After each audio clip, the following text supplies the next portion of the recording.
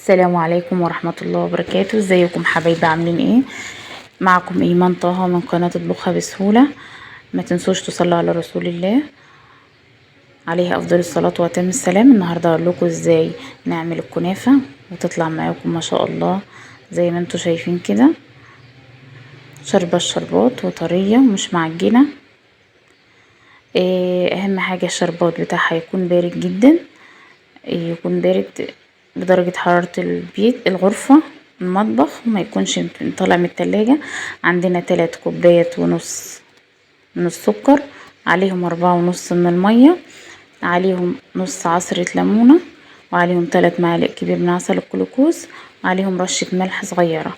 نرفعه على النار ونغطيه لحد ما يغلي، لحد ربع تلت ساعة بعد الغليان، ونسيبه يبرد تماما. ده عندنا نص كيلو من الكنافة، بنفرزه بنحطه في الفريزر لمدة يوم، وهيبصي ما شاء الله هيتفرك معاكي بكل سهولة كده. ولو في اي تكتلات او اي حاجة في الكنافة حشيها. عليهم كيس من الفانيليا، عليهم نص كوباية من السكر البودر. بندمج السكر البودر مع الكنافة كويس جدا، بنغلف الكنافة بالسكر بايدينا. لو فيها اي تكتلات من الكنافة بنعينها. معانا كوباية الا ربع من السمنة،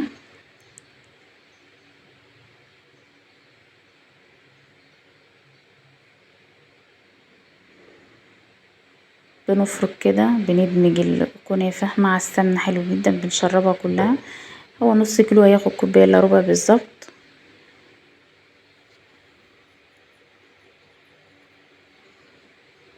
هنا شربنا الكنافة بالسمنة، هنحطها في صينية. دي صينية مقاس 30، الفرن يكون سخن على درجة حرارة 180. هنحطها في الرف اللي في النص، نولع عليها من تحت تستوي من تحت. بعد كده نطفي من تحت، نولع الشواية تاخد لون بس، هي تحمر من الجناب. نطفي من تحت ونولع الشواية من فوق. اهم حاجة ندكها كده بايدينا. ولو عندك هراسة بتاع البطاطس او كوباية بتاعة شاي، تضغطي عليها كده عشان تندمج كلها مع بعضيها. هنا انا بدوس عليها اهو بالهراسة بتاع البطاطس. لو ما عندكيش الهراسة دي ممكن عادي بكوباية الشاي. بندهن وشها بالسمنة. لو عندك سمنة بلدي ياريت، هتكون حلوة جدا. لو ما عندكيش حطي سمنة بلدي على نباتي، لو ما عندكيش بسمنة نباتي عادي.